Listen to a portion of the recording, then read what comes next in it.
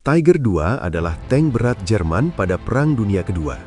Penamaan resmi terakhir Jerman adalah Panzerkampfwagen Tiger auf B, sering disingkat menjadi Tiger B.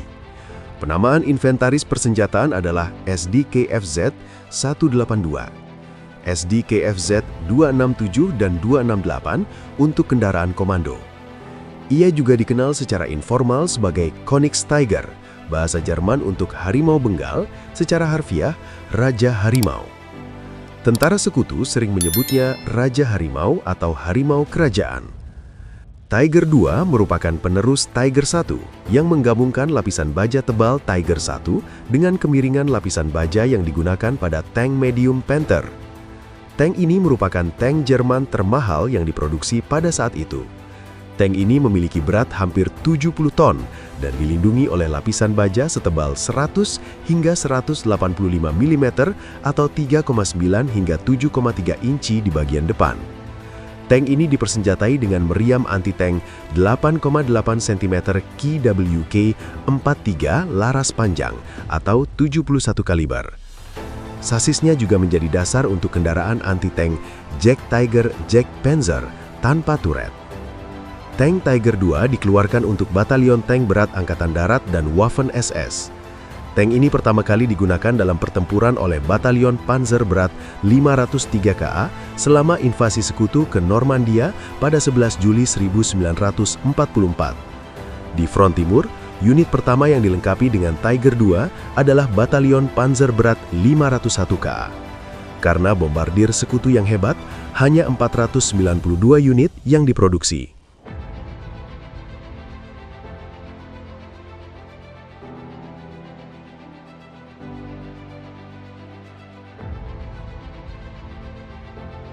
Pengembangan dimulai pada tahun 1937 dengan kontrak desain yang diberikan kepada Henschel.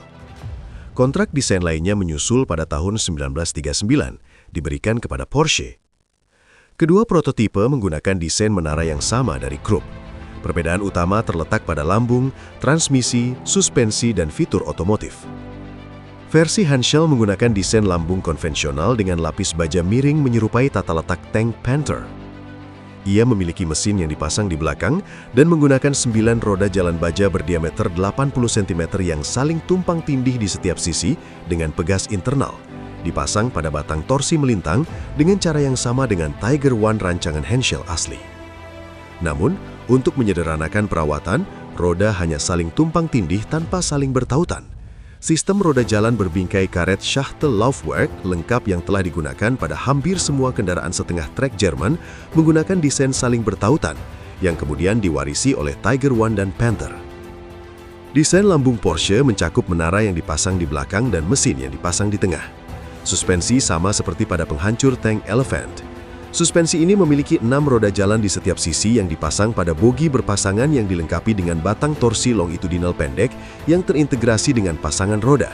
Ini menghemat ruang internal dan mempermudah perbaikan. Salah satu versi Porsche menggunakan penggerak bensin listrik, yang pada dasarnya identik dengan transmisi diesel listrik, hanya menggunakan mesin berbahan bakar bensin sebagai penggerak utama. Mirip dengan hybrid bensin listrik, tetapi tanpa baterai penyimpanan.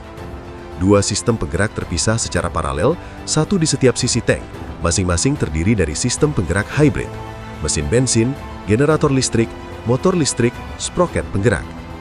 Metode penggerak ini telah digunakan pada desain Tiger P yang ditolak, yang telah dibangun kembali menjadi Elephant, dan dalam beberapa desain AS, dan diproduksi dalam tank Saint-Chamond era Perang Dunia I Prancis dan Char Chussi pasca Perang Dunia I. Komponen suspensi Porsche kemudian digunakan pada beberapa penghancur tank Jagdtiger selanjutnya. Usulan lainnya adalah menggunakan penggerak hidrolik. Desain Dr. Porsche yang tidak lazim ini tidak mendapat banyak dukungan.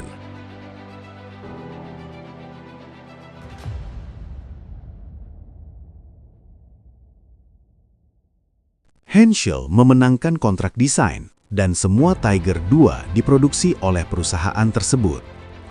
Dua desain turret digunakan pada kendaraan produksi. Desain awal seringkali secara keliru disebut turret Porsche karena kesalahpahaman bahwa turret tersebut dirancang oleh Porsche untuk prototipe Tiger II mereka. Padahal sebenarnya itu adalah desain Krupp awal untuk kedua prototipe tersebut. Turret ini memiliki bagian depan yang membulat dan sisi yang miring curam dengan tonjolan melengkung yang sulit diproduksi di sisi kiri turret untuk menampung kubah komandan. 50 turret awal dipasang pada lambung Henschel dan digunakan dalam pertempuran.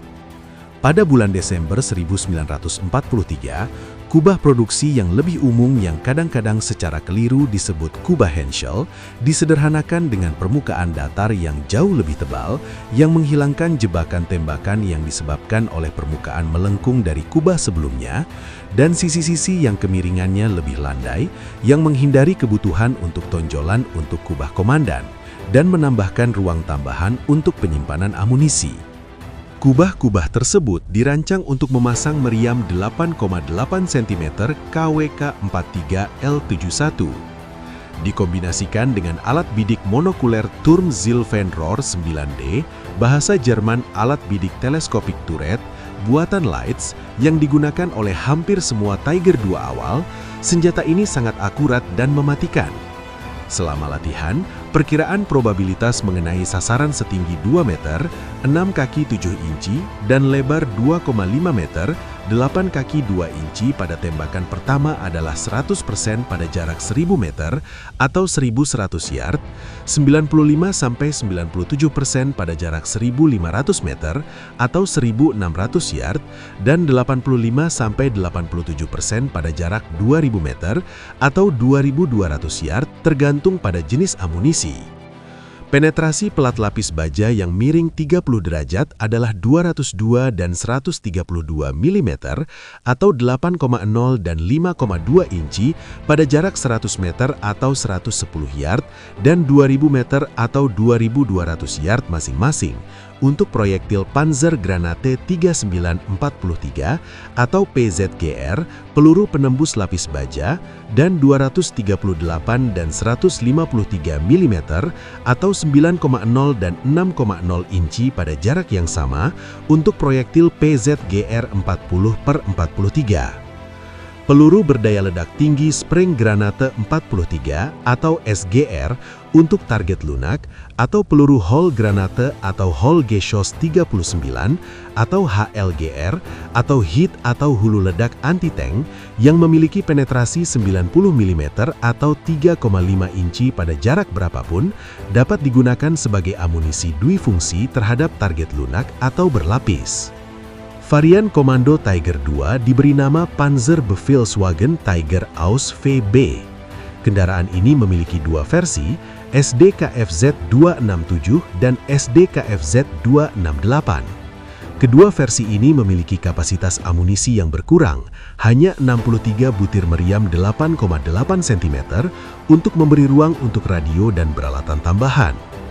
SDKFZ 267 seharusnya menggunakan perangkat radio Fug 8 dan Fug 5 dengan perubahan eksternal yang paling mencolok adalah antena batang 2 meter atau 6,6 kaki yang dipasang di atas menara dan stern antena D atau antena bintang D yang dipasang pada basis terisolasi atau antenen fus nomor 105 mm yang dilindungi oleh silinder berlapis baja besar.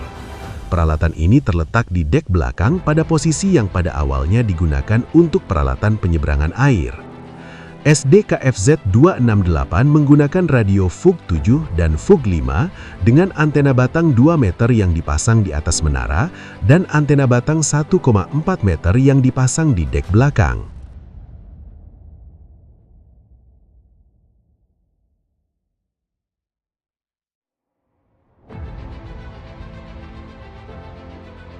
Penggunaan pertama Tiger II dilakukan oleh Kompi ke-1 Batalion Panzer Berat ke-503 SHPZ ABT 503 selama pertempuran Normandia melawan serangan Kanada Operasi Atlantik antara Troarn dan Deauville pada 18 Juli 1944.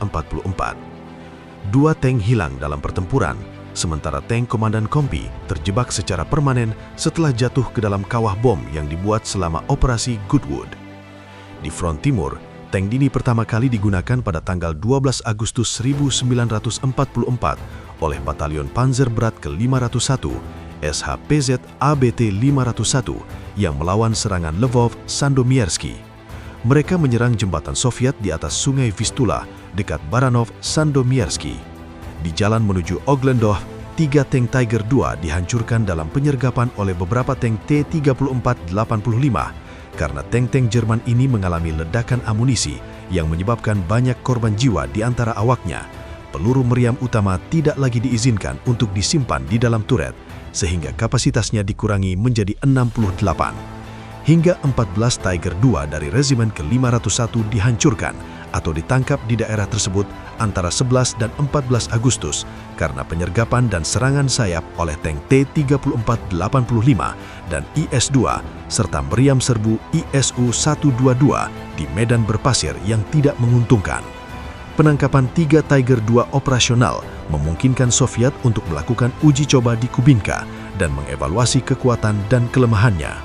Pada tanggal 15 Oktober 1944, tank Tiger II dari Batalion Panzer Berat ke-503 memainkan peran penting selama Operasi Panzerfaust, mendukung pasukan Otto Skorzeny dalam merebut ibu kota Hongaria, Budapest, yang memastikan negara itu tetap berada di pihak poros hingga akhir perang. Batalion ke-503 kemudian ikut serta dalam pertempuran Debrecen.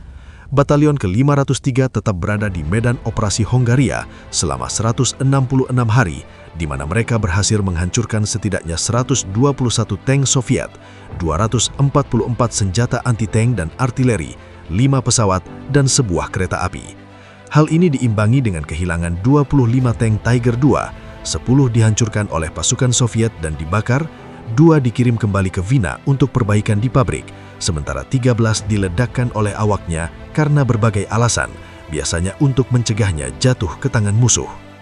Tank Tiger II juga digunakan dalam jumlah signifikan, didistribusikan ke dalam 4 batalion panzer berat selama serangan Ardennes atau juga dikenal sebagai Pertempuran Bulge pada Desember 1944. Setidaknya 150 Tiger II hadir, hampir sepertiga dari total produksi. Sebagian besar hilang selama serangan.